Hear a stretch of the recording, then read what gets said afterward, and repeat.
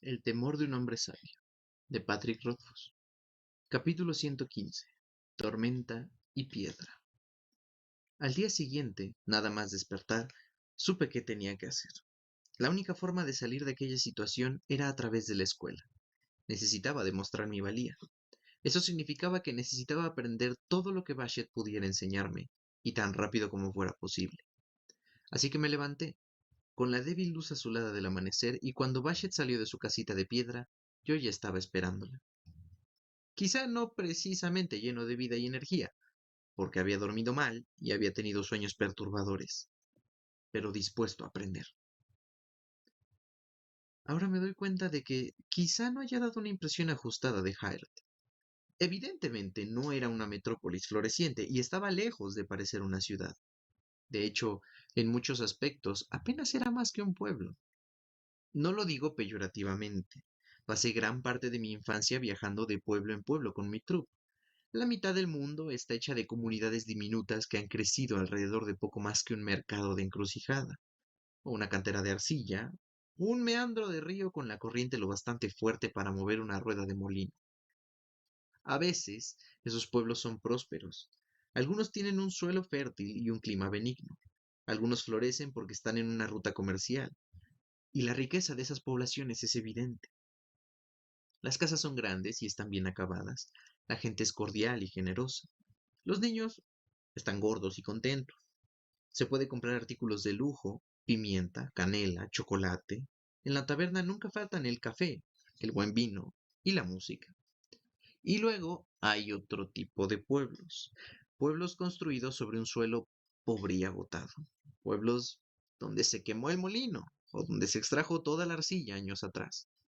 En esos sitios, las casas son pequeñas y están mal reparadas. La gente es enjuta y desconfiada, y la riqueza se mide en cosas pequeñas y de utilidad práctica.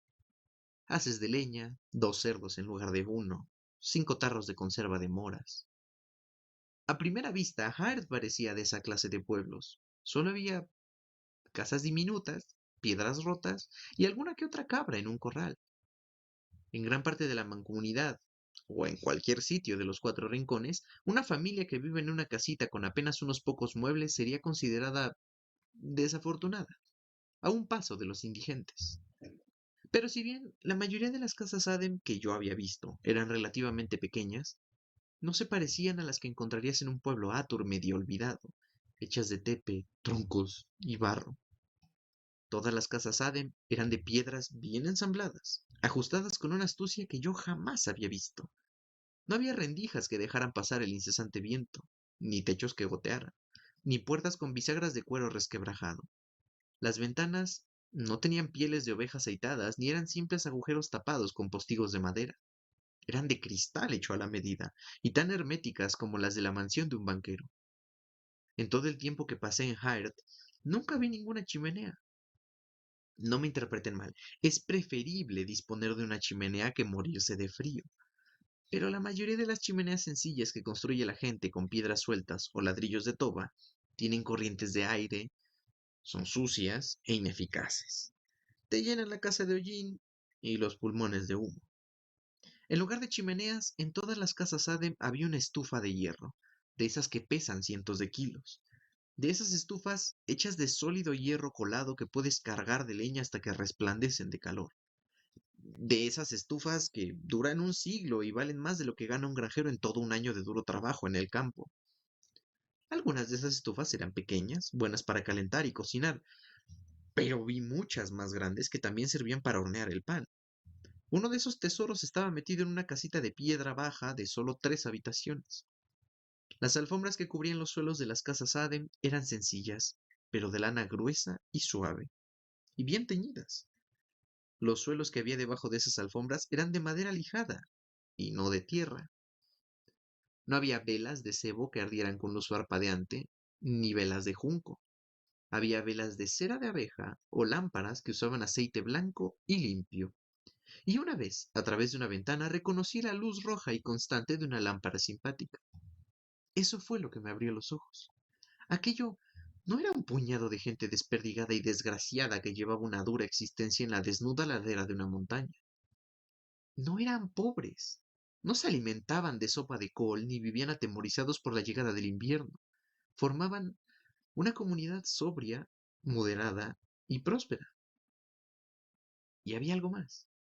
Pese a la ausencia de salones de banquetes relucientes y trajes elegantes, pese a la ausencia de criados y estatuas decorativas, cada uno de aquellos hogares era una mansión en miniatura.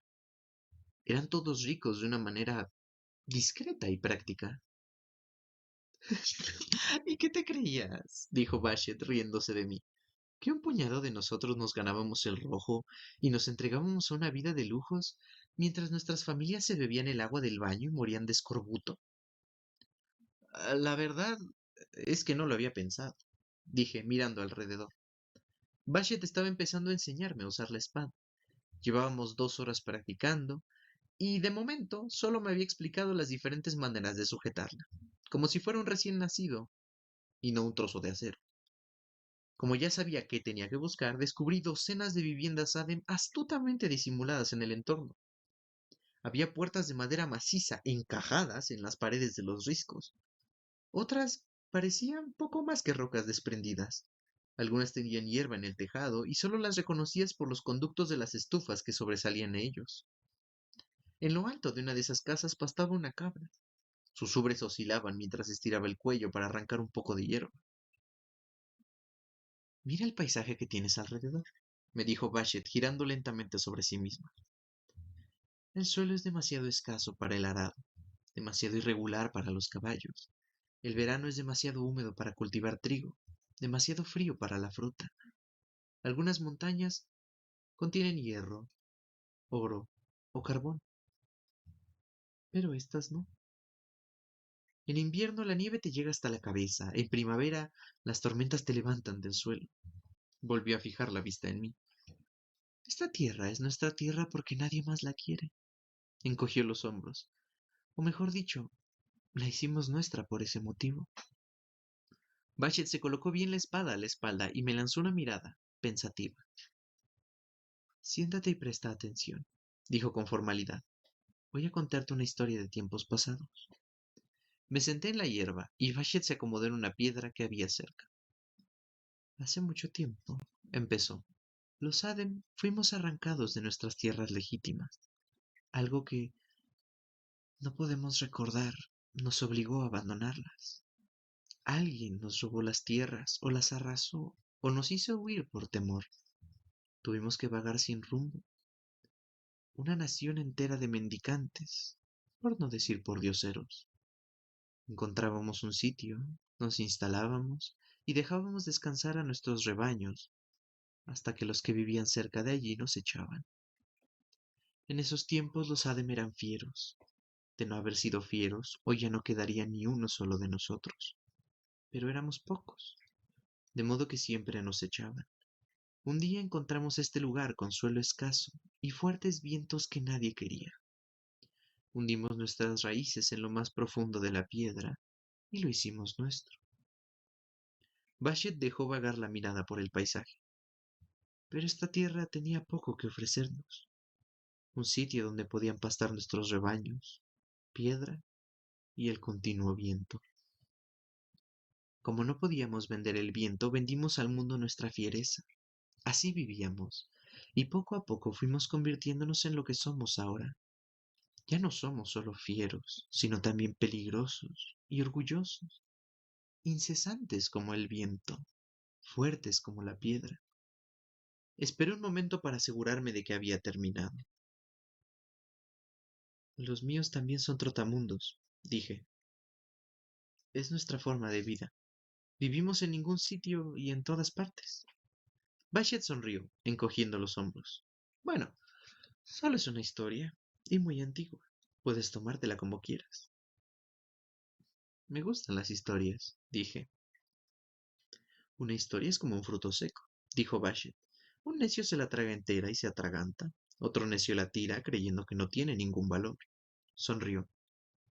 Pero una mujer sabia encuentra la manera de romper la cáscara y comerse el fruto que hay en el interior. Me levanté y fui a su lado. Le besé las manos, la frente y los labios. Bashet, dije, me alegro de que Shane se encargara. Bashet, dije, me alegro de que Shane te encargara de mí. No seas tonto. Agachó la cabeza, pero vi que un débil rubor cubría sus mejillas. Vamos, no debes perderte la oportunidad de ver luchar a Shane.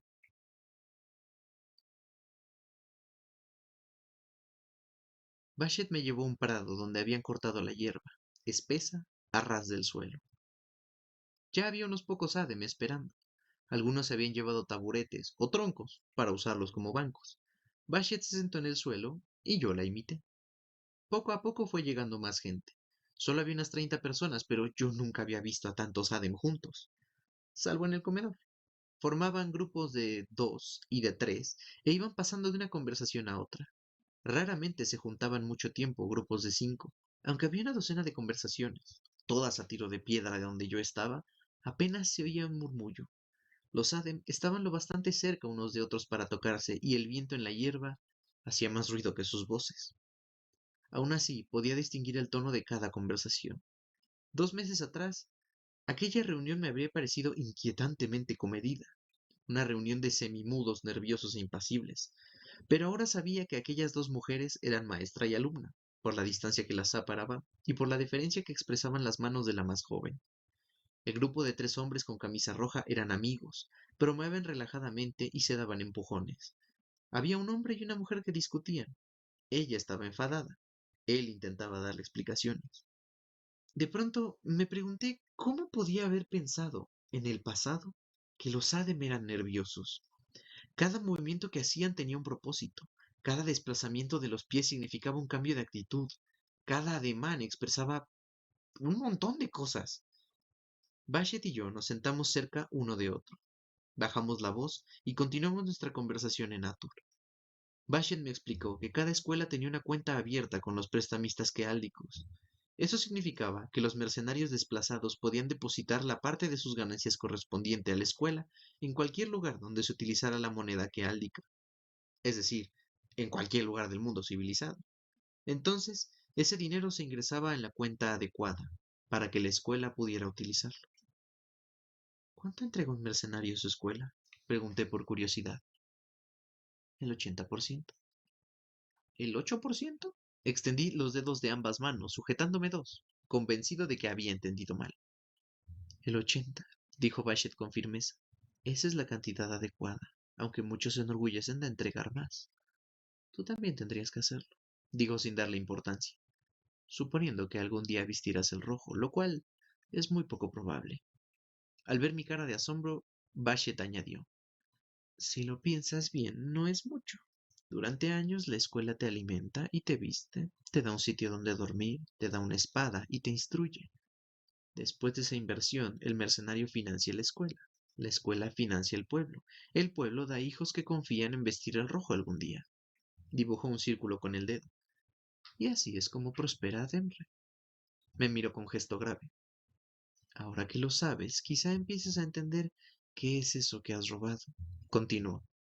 No es solo un secreto, sino el principal producto de exportación de los Adem. Has robado la clave de la supervivencia de todo este pueblo. Era una idea que daba que pensar. De pronto, la ira de Carceret cobraba mucho más sentido. Alcancé a ver la camisa blanca y el gorro amarillo tejido a mano de Shane entre la multitud. Las conversaciones se interrumpieron y todos empezaron a formar un corro amplio. Por lo visto, aquel día no solo peleaba Shane. Los primeros fueron 2 chicos algo mayores que yo que no vestían el rojo. Caminaron en círculo, con cautela, uno alrededor del otro, y de pronto se lanzaron una lluvia de golpes. Todo fue tan rápido que no pude seguirlo con la vista, pero distinguí una docena de figuras del Ketan formadas y rápidamente descartadas. La pelea terminó cuando uno de los chicos agarró al otro por la muñeca y el hombro con el oso dormido, le retorció el brazo a su oponente y lo derribó. Y entonces me di cuenta de que era la llave que había utilizado Tempi en la pelea en la taberna de Crosson. Los chicos se separaron y 2 mercenarios con atuendo rojo se les acercaron y hablaron con ellos. Supuse que debían de ser sus maestras. Bashet inclinó la cabeza hacia mí. ¿Qué te ha parecido? Son muy rápidos, dije. Me miró. Sí, pero me han parecido un poco descuidados, dije, procurando hablar en voz muy baja. Al principio no, pero luego sí, señalé a uno de los chicos. Ese tenía los pies demasiado juntos, y el otro se inclinaba todo el rato hacia adelante y le fallaba el equilibrio. Por eso el otro ha podido hacerle el oso dormido. Bashet asintió con la cabeza, satisfecha. Pelean como cachorros. Son jóvenes y son chicos. Están llenos de ira e impaciencia. Para las mujeres es más fácil. Es uno de los motivos por el que somos mejores luchadoras. Me sorprendió oírle decir eso. ¿Las mujeres son mejores luchadoras? Pregunté con cautela, pues no quería contradecirla. En general, sí, dijo ella con naturalidad. Hay excepciones, por supuesto, pero en general las mujeres somos mejores. Pero los hombres son más fuertes, argumenté, más altos, llegan más lejos. Bashet me miró como si le hubiera hecho gracia mi comentario. ¿Tú eres más fuerte y más alto que yo? Es evidente que no, dije sonriendo, pero reconocerás que en general los hombres son más altos y más fuertes. Bashet encogió los hombros. Eso tendría importancia si pelear fuera lo mismo que cortar leña o transportar heno. Es como si dijeras que una espada es mejor cuanto más larga y pesada. Una tontería. Quizá eso pueda aplicarse a los matones, pero después de vestir en rojo, la clave está en saber cuándo hay que pelear. Los hombres están llenos de ira, y por eso les cuesta entenderlo. A las mujeres, menos. Fui a decir algo, pero me acordé de Dedan y me callé. Una sombra se cernió sobre nosotros. Levanté la cabeza y vi a un hombre alto, vestido con el rojo, plantado ante nosotros a una distancia educada. Tenía la mano sobre el puño de la espada. Invitación. Bashet le contestó con leve pesar y rechazo. ¿No empeorará la opinión que tiene de ti si rechazas una invitación a pelear? Pregunté cuando se marchó el Ade. No quería pelear, me contestó Bashet con desdén. Si peleara conmigo, solo conseguiría pasar vergüenza y hacerme perder el tiempo. Lo único que pretendía era demostrarme que es lo bastante valiente para pelear conmigo. Di un suspiro y me miró. Es esa clase de estupidez lo que aleja a los hombres de Lethany. La siguiente pelea fue entre dos mercenarios vestidos de rojo, y la diferencia resultaba obvia. Todo era mucho más limpio y nítido. Los dos chicos habían peleado como dos gorriones frenéticos, aleteando en el polvo, pero las peleas que siguieron fueron elegantes como danzas cortesanas. Muchos de los combates eran de lucha con las manos. Duraban hasta que uno de los dos contrincantes se rendía o quedaba visiblemente aturdido por un golpe. Una de las peleas se interrumpió inmediatamente cuando un hombre hizo sangrar a su oponente por la nariz. Al verlo, Bashet levantó los ojos al cielo, aunque no supe si lo hacía porque la mujer se había dejado golpear o porque el hombre había sido lo bastante imprudente como para hacerle daño. También hubo varios combates con espadas de madera. Esos duraban menos, pues el más leve golpe se consideraba suficiente para la victoria. ¿Quién ganó ese? Pregunté. Tras un breve intercambio de golpes de espada, el combate había terminado cuando las dos mujeres golpearon al mismo tiempo. Nadie, contestó Bashet frunciendo el entrecejo. Y si ha sido un empate, ¿por qué no vuelven a pelear? No ha sido un empate en sentido estricto. Dren había muerto en cuestión de minutos de ese golpe en el pulmón. Lasrel solo habría vivido unos días con esa herida en el vientre. Entonces, ¿no ha ganado Lasrel? Bashet me fulminó con una mirada de desprecio y sin contestarme se concentró en el siguiente combate. El Adem alto que había invitado a Bashet a pelear se enfrentaba con una mujer sumamente delgada. Curiosamente, él empuñaba una espada de madera, mientras que ella no utilizaba ningún arma. Ganó el hombre, por un estrecho margen tras interceptar dos certeras patadas dirigidas a las costillas. ¿Y ahora? ¿Quién ha ganado? Me preguntó Bashet. Comprendí que no buscaba la respuesta obvia. En realidad no es una gran victoria, dije. Ella ni siquiera tenía espada. Ella es de la tercera piedra y lo aventaja a él con creces como luchadora. Era la única forma de equilibrar el combate, a menos que él peleara con un compañero a su lado. Me explicó Bashet. Te lo preguntaré otra vez. ¿Quién ha ganado? Él ha ganado el combate, dije, pero mañana tendrá unos cardenales tremendos. Además, sus golpes parecían un poco descuidados. Entonces, ¿quién ha ganado? Me lo pensé un momento. Ninguno de los dos. Decidí. Bashet asintió con la cabeza. Aprobación formal. El gesto me reconfortó, porque todos los que estaban frente a nosotros pudieron verlo. Shane entró por fin en el corro. Se había quitado el gorro amarillo, ladeado, y el viento le agitaba el pelo canoso. Al verla entre los otros Adem me di cuenta de lo bajita que era. Su porte transmitía tanta seguridad que me había parecido más alta, pero apenas les llegaba por el hombro a los Adem más altos. Sujetaba una espada recta de madera. Era sencilla, pero estaba labrada realzando la forma del puño y de la hoja. Las otras espadas de entrenamiento que había visto eran poco más que palos desbastados que recordaban a una espada. Ceñía la camisa y los pantalones blancos al cuerpo con unos finos cordones del mismo color. Al lado de Shane iba una mujer mucho más joven. Era un poco más baja que ella. Tenía una constitución más delicada, y su cara y sus hombros, pequeños, la hacían parecer una niña. Pero la pronunciada curva de los senos y sus redondeadas caderas bajo el ceñido rojo de mercenario ponían en evidencia que no era ninguna niña. También empuñaba una espada labrada. Era ligeramente curva a diferencia de casi todas las otras que yo había visto. Se recogía el pelo, rubio rojizo, en una trenza larga y estrecha que descendía por su espalda. Levantaron ambas las espadas y empezaron a caminar en círculo. La joven era impresionante.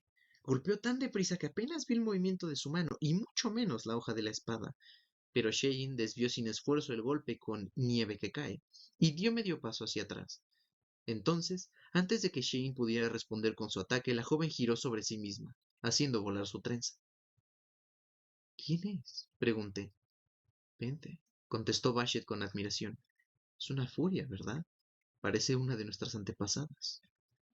Vente volvió a enfrentarse a Shane, fintando y dando estocadas. Se lanzó hacia ella, agachando mucho el cuerpo, muy cerca del suelo. Extendió una pierna hacia atrás para no perder el equilibrio, sin rozar siquiera la hierba. Estiró el brazo con que sujetaba la espada con un movimiento semejante al de la lengua de un reptil mientras doblaba una rodilla, de modo que todo su cuerpo quedaba por debajo de la altura de mi cabeza, pese a que yo estaba sentado en el suelo, con las piernas cruzadas. Pence desplegó todo ese sinuoso movimiento tan rápidamente como chasquea los dedos. La punta de su espada entró desde abajo en la guarda de Shane y avanzó hacia su rodilla. ¿Qué es eso? Pregunté en voz baja. Ni siquiera esperaba una respuesta. Nunca me lo has enseñado. Pero no era más que una expresión de asombro. Ni en 100 años podría ser aquello con mi cuerpo. Sin embargo, Shane esquivó el golpe. No saltó con un movimiento brusco, no se escabulló. Era rápida, pero esa no era la clave de sus movimientos. Lo hizo con parsimonia y perfección. Ya se había apartado antes de que la espada de Pence hubiera empezado a lanzarse de su pierna. La punta de la espada debió de llegar a una distancia de 2 centímetros de la rodilla de Shane, pero no fue suficiente. Shane solo se había movido lo necesario, ni un ápice más. Esa vez, Shane sí pudo contraatacar. Avanzó con gorrión golpea al halcón. Pence se inclinó hacia un lado, rozando brevemente la hierba, y entonces se irguió.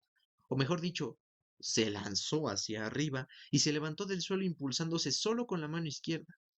Su cuerpo saltó como un muelle de acero, formando un arco, mientras su espada daba dos rápidas estocadas haciendo retroceder a Shane. Pence rebosaba furia y pasión. Shane se mantenía firme y serena. Pence era una tormenta. Shane, una piedra. Pence era un tigre y Shane, un pájaro. Pence danceaba y zigzagueaba con frenesí. Shane se dio la vuelta y dio un solo paso. Perfecto. Pence lanzaba estocadas, giraba, rodaba y golpeaba, golpeaba y golpeaba. Y de pronto pararon. Pence tenía la punta de su espada de madera sobre la camisa blanca de Shane. Dejé escapar un grito ahogado, pero no lo bastante fuerte para atraer la atención de nadie. Entonces me di cuenta de que el corazón me latía muy deprisa. Tenía todo el cuerpo cubierto de sudor. Shane bajó la espada e hizo los signos de irritación y admiración, y algunos más que no supe identificar. Compuso una mueca, mostrando un poco los dientes, y con una mano se frotó bruscamente las costillas, donde Pence la había golpeado. Del mismo modo que te frotas la espinilla cuando te golpeas contra una silla. Me volví hacia Bashet, horrorizado. ¿Será ella ahora la nueva líder de la escuela? Pregunté. Bashet me miró desconcertada. Señalé el corro abierto que teníamos delante, donde las dos mujeres se habían puesto a hablar. Vence, ha vencido a Shane. Bashet me miró sin comprender un momento y luego soltó una larga y sana carcajada.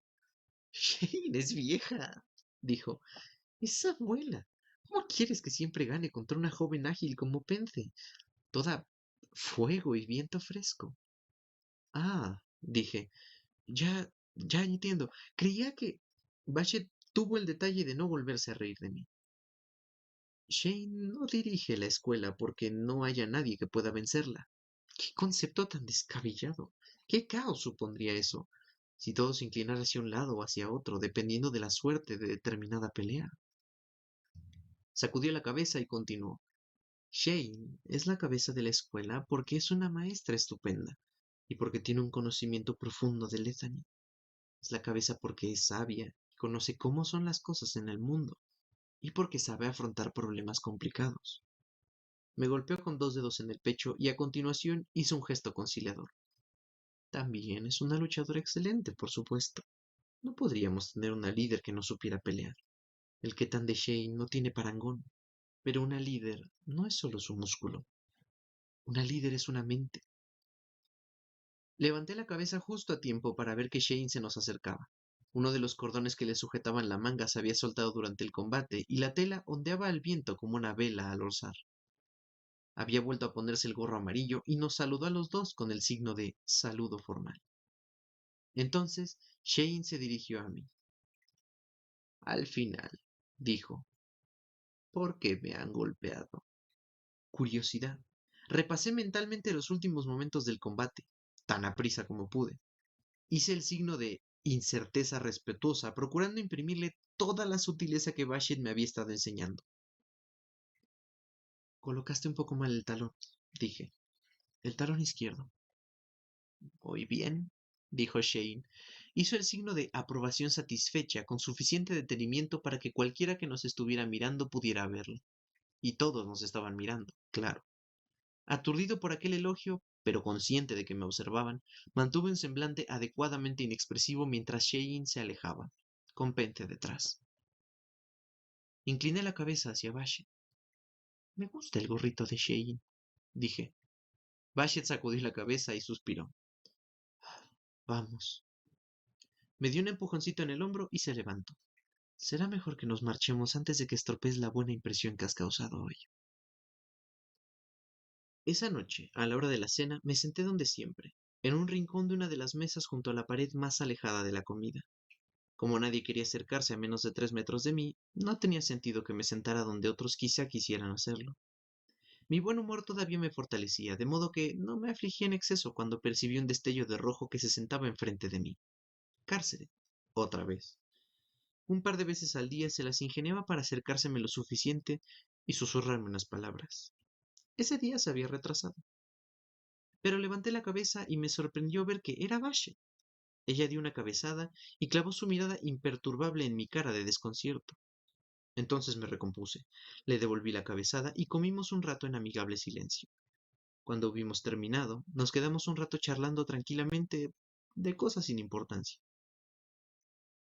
Salimos juntos del comedor, y una vez fuera pasé a hablar en Atur para poder expresar debidamente algo a lo que llevaba horas dándole vueltas. Bashet, dije, se me ha ocurrido que estaría bien que pudiera pelear con alguien cuya habilidad sea parecida a la mía. Bashet se rió y sacudió la cabeza. Eso sería como meter a dos vírgenes en una cama.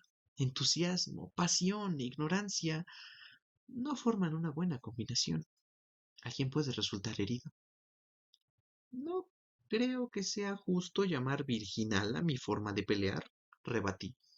Ya sé que estoy muy por debajo de tu nivel, pero tú misma dijiste que mi Ketan es bastante bueno. Dije que tu Ketan era bastante bueno teniendo en cuenta el tiempo que llevas estudiándolo. Me corrigió. Que es menos de 2 meses, es decir, un periodo insignificante. Es muy frustrante, admití. Si consigo asestarte un golpe es porque tú me dejas. No tiene ningún valor, porque me lo has regalado. No me lo he ganado yo mismo. Cualquier golpe que me des está ganado, dijo ella. aunque yo te lo ofrezca. Pero te entiendo, un combate igualado tiene su encanto. Fui a decir algo más, pero ella me tapó la boca con una mano. He dicho que te entiendo. Deja de pelear cuando ya has ganado. Sin levantar la mano de mis labios, me dio unos golpecitos con la yema del dedo. Está bien, sigue progresando y te buscaré a alguien de tu mismo nivel para que puedas pelear.